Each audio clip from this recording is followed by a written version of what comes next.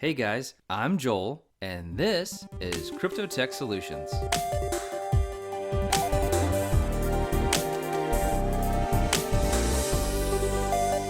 Alright, welcome back to the CryptoTech.Solutions podcast. Today is March 1st, 2017, and today we're going to be talking about burner phones and the attempt by some countries around the world to ban the use of burner phones. But before we get to that, a little bit of housekeeping. The CryptoTech.Solutions website is still under construction, but despite that, people have already been shopping at our digital privacy Amazon store. Popular sellers so far have been those little stickers you can use to cover up your laptop and cell phone cameras, who would have thought it, and books relating to digital privacy, especially the Complete Privacy and Security Desk Reference Volume 1 by Michael Bazell and Justin Carroll. So thank you to all the folks who have made purchases because every little bit helps. Also, thank you to today's show sponsor, Paxful.com, which provides over 300 ways to buy Bitcoin instantly online. Check out today's show notes page for our links to CryptoTech's Amazon store and to Paxful. And stay tuned toward the end of today's episode, and I'll tell you a little bit more about how Paxful works.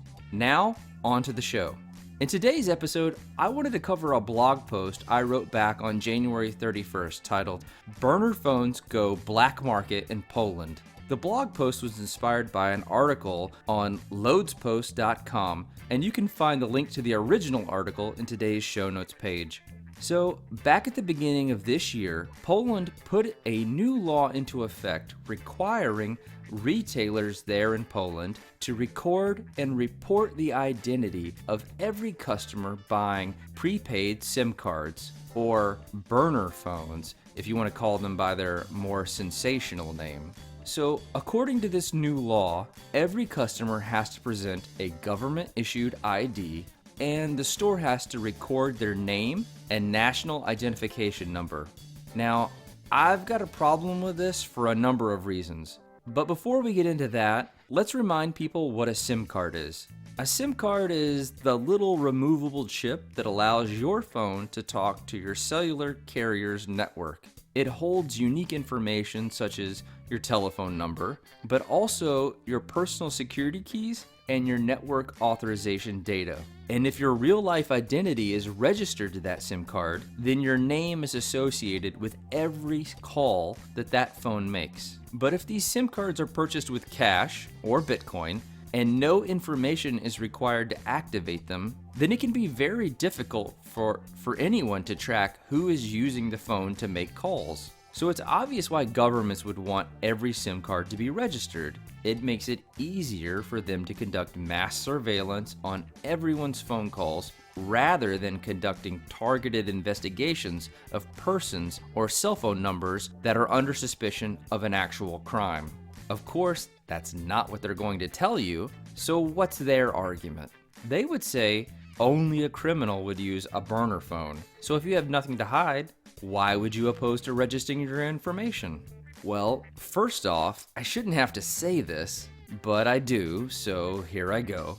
Privacy is an inherent human right that needs no justification. Just like you don't have to justify why you have the right to free speech or justify why you have the right to practice the religion of your choice, you don't have to justify why you need privacy.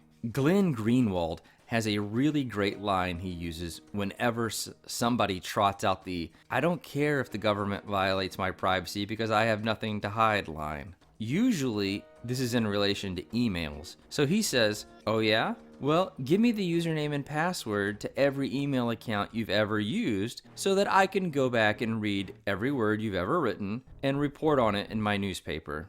Now, Glenn says that so far, nobody's taken him up on it. And the same thing could be said about this cell phone issue. If someone is in the "I have nothing to hide" camp, then why don't they just post their full name and cell phone number online? Now, forget about all the telemarketers. Can you imagine the nonstop calls and text messages from all the trolls on the internet? But of course, that argument isn't going to convince everyone. So let's go over my reasons why I oppose this kind of registration. My first reason is going to seem thin to a lot of people who aren't freedom and privacy-loving weirdos like myself. But what if you don't have a government-issued ID? If people are really free, why should they be forced to be tagged and tracked in a government database? In my opinion, people should be able to completely live their lives and conduct normal daily commerce without being asked, "Papers, please," like we live in some kind of fascist state. My second reason is also going to seem thin to a lot of people, but it shouldn't. My second problem with a policy like this is that it forces the retailers to become an agent of the government, whether they agree with a policy or not, and without compensation. Now, it may seem trivial, but it is a real cost to retailers to gather this information, store this information, and report this information to the government. It will definitely hurt their sales, and it will likely hurt the relationship with their customers. These retailers aren't slaves to be ordered around, and if the government wants people to register their SIM cards, which is still a bad idea, but at least they should gather the information themselves. And of course, they know that people, if given the choice, won't register, and that the policy won't work. So instead, they force the retailers to do it. But since storing and reporting this information puts a real cost on the retailers, it's likely that they won't put a lot of effort into it, and they won't do it very securely. Which leads me to my third gripe about this kind of policy. It creates a data security nightmare. Pretend just for a minute that this was in the US, and we'll talk more about that in a bit. But for right now, just pretend. Can you imagine being at Walmart or your grocery store and being asked to give your social security number, probably the most sensitive piece of information about you, to the random stranger behind the counter? Identity theft, which is already a big problem in this country, will go through the roof, even if the store employees don't take your information. And trust me, some of them will be tempted and some of them will do it. There is a good chance that the company itself will sell your information to the highest bidder. Lots of companies do this all the time. And now you've created the largest honeypot for hackers. And we've seen big retailers get hacked before. Remember the Target hack? Now, let's just look at the claim that only criminals purchase prepaid SIM cards. According to the technology publication Ars Technica, 25% of the population in America uses prepaid mobile phones. And that number jumps to 70% in Western Europe and China, 95% in India, and 99% in Africa. Are you seriously telling me that the vast majority of the world's population are all drug dealers and terrorists? Criminals are a drop in the bucket. We're talking about 1% or less of the population.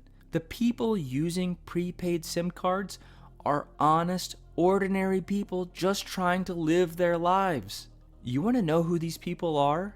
They are the people who are too poor to buy $900 iPhones, or they don't have good enough credit for one of the major phone carriers to lease one to them, which is really the only reason why a carrier needs to gather a bunch of personal information about you.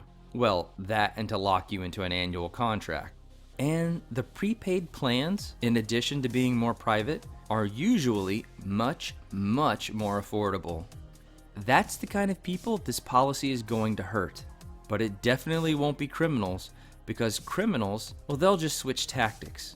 They'll start a black market for SIM cards from another country, or they'll use stolen phones, or they'll clone legit SIM cards of innocent people, or they'll switch entirely to encrypted voice over IP calls, or they'll switch to some new technology that we haven't heard before. The point is, they aren't going to stop, and they definitely aren't just going to hand over their information and get caught. So, like most government policies, this will backfire.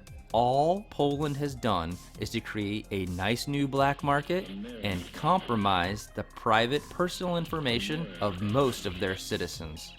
But, this could never happen in the US, right? Well, one lawmaker has already tried to make it happen.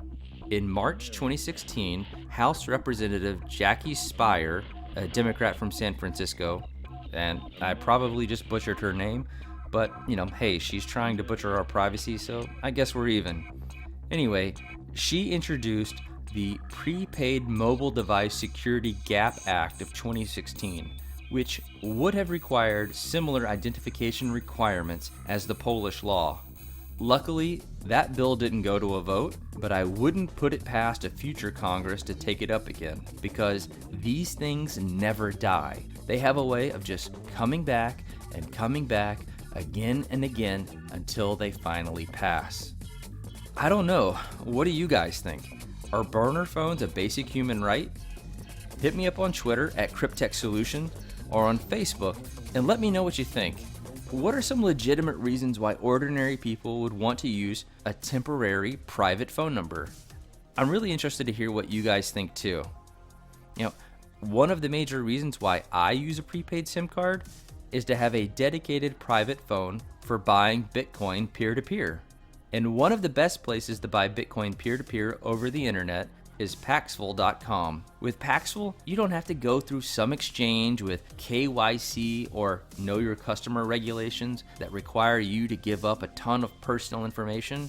On Paxful, you get to decide how much information you want to share. Now, there are over 300 ways to buy Bitcoin on Paxful. If privacy is not your main concern, you can use your PayPal account or even a debit card.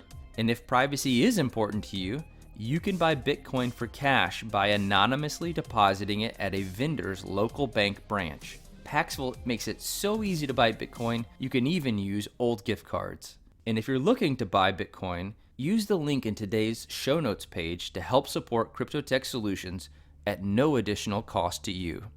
And that wraps up today's show. I hope you enjoyed it, and I'm looking forward to hearing from you. Don't forget to subscribe to the show on iTunes and consider leaving us a review. Thanks for listening, and I'll see you again next time.